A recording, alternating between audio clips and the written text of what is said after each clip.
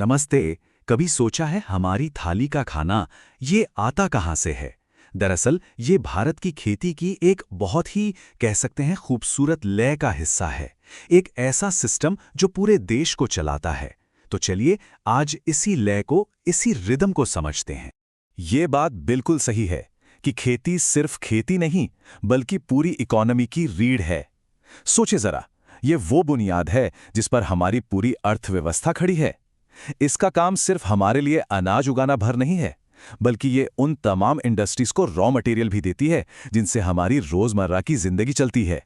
अच्छा, ये समझने के लिए कि खेती हमारी इकोनॉमी से कितनी गहराई से जुड़ी है, एक काम करते हैं, एक अकेली फसल का सफर देखते हैं, बिल्कुल खेत से शुरू करके फैक्ट्री तक।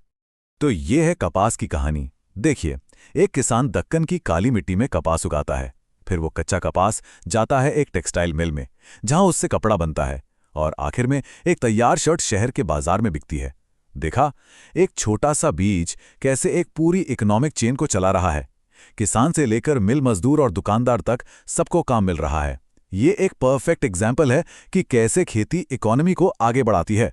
तो सवाल यह है कि ये पूरा का पूरा पहिया, ये चक्र चलता कैसे है?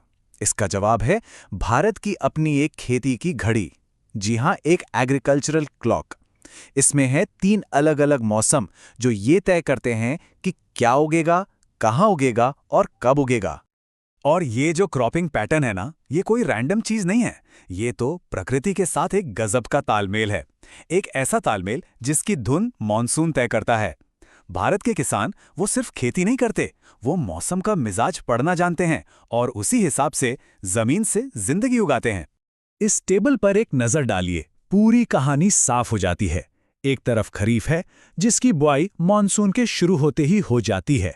फिर आती है रबी जो सर्दियों में बोई जाती है, और इन दोनों के बीच जो गर्मी का गैप है उसे भरता है जायद। मतलब हर मौसम का अपना एक रोल है, अपनी एक फसल है।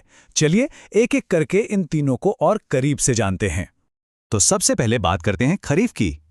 ये है मॉनसून की फसल, और यहां सब कुछ मॉनसून पर ही टिका है। बारिश जरूरत से ज्यादा हो गई तो फसल डूबी, और कम हुई तो सूखी। मतलब हर साल ये एक बहुत बड़ा दाव होता है।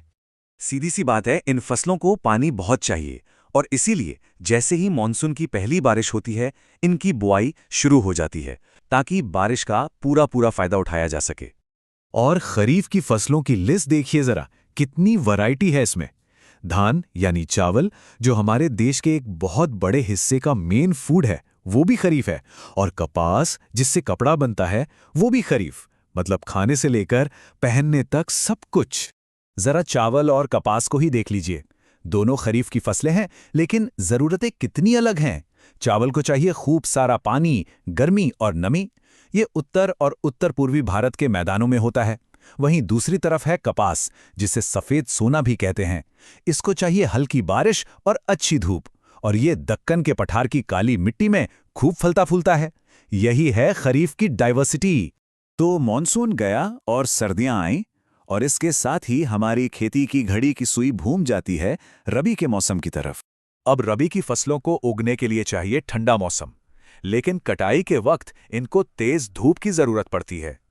इन्हें सर्दियों में बोया जाता है, और ये ज्यादातर जमीन में जमा नमी या फिर सिंचाई के पानी पर निर्भर करती हैं, क्योंकि सर्दियों में बारिश तो कम ही होती है। और रबी की फसलें उत्तर और पश्चिमी भारत की लाइफलाइन है। गेहूं, जो देश का दूसरा सबसे जरूरी अनाज है, इसी मौसम की देन है। इसके अलावा जौ, मटर, चना, सरसों, ये सब भी रबी की ही फसलें हैं, जो हमारे खाने पीने का एक बहुत बड़ा हिस्सा है। गेहूं और सरसों का कॉम्बिनेशन देखिए। गेहूं, जो हमारे लिए मुख्य भोजन है, खासकर उत्तर भारत में, और सरसों, जिससे तेल निकलता है। रबी का मौसम एक ही साथ हमें रोटी के लिए अनाज भी देता है और सब्जी के लिए तेल भी। है ना कमाल की बात? अच्छा, खरीफ और रबी, इन दो बड़े सीजन्स के बीच एक छोटा सा गैप आता है। एक छोटी लेकिन बहुत जरूरी विंडो, जिसे हम जायद कहते हैं। आप जायद को एक शॉर्ट लेकिन स्मार्ट सीजन समझ सकते हैं। ये रबी और खरीफ के बीच की जो तेज गर्मी होती है ना, बस उसी का फायदा उठाता है। और इस मौसम की फसलें, अरे वाह, तरबूज, खरबूजा, खीरा, मतलब गर्मी में राहत देने वाली सारी चीजें। ये फसलें बहुत तेजी से उगती हैं और चिलचिलाती गर्मी में ताजगी का एहसास कराती हैं। तो खरीफ, रबी, जायद, हमने ये तो देख लिया कि क्या उगता है और कैसे उगता है। पर अब जरा एक कदम पीछे हटते हैं और समझते हैं कि ये पूरी लय, ये पूरी रिदम आखिर मायने क्यों रखती हैं। ये आंकड़ा देखिए, 52%। 2010-11 में देश की लगभग आधी वर्कफोर्स खेती से जुड़ी हुई थी। हाँ, अब ये आंकड़े कुछ बदले हैं, पर आज भी ये सेक्टर करोड़ों लोगों को रोजगार देता है, उनकी रोज रोटी चलाता है। तो ये पूरा सिस्टम, ये पूरी घड़ी मौसम के हिसाब से चलती है, एकदम फाइन ट्यून्ड है। और यहीं पर आज के दौर का एक बहुत बड़ा सवाल खड़ा होता है कि जब मौसम का यही मिजाज बिगड़ रहा है तो क्या होगा। शायद जवाब हमारी पुरानी फसलों में छिपा है। ज्वार, बाजरा, जिन्हें कभी मोटा अनाज कहा जाता था, इन्हें पानी कम चाहिए और ये मुश्किल हालात भी झेल सकते हैं। तो क्या यही फसलें हमारी खेती के बदलते हुए कल का भविष्य हैं? सोचने वाली बात है।